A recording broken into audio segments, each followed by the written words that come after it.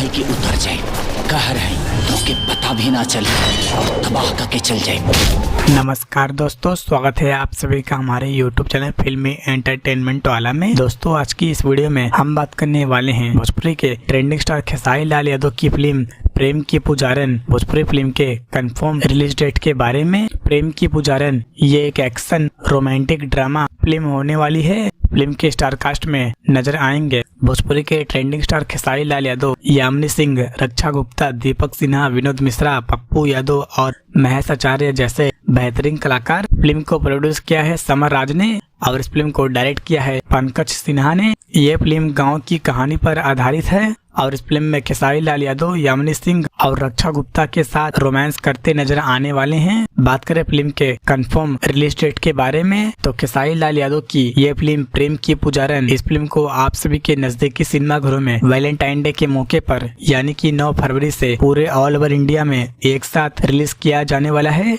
तो दोस्तों आप सभी लोग भोजपुरी के ट्रेंडिंग स्टार खेसारी लाल यादव जी के फिल्म प्रेम की पुजारन, इस फिल्म को अपने नजदीकी सिनेमा घरों में एक बार जाकर जरूर देखिएगा और ऐसा ही इंटरेस्टिंग वीडियो देखने के लिए वीडियो को लाइक और चैनल को सब्सक्राइब जरूर करें।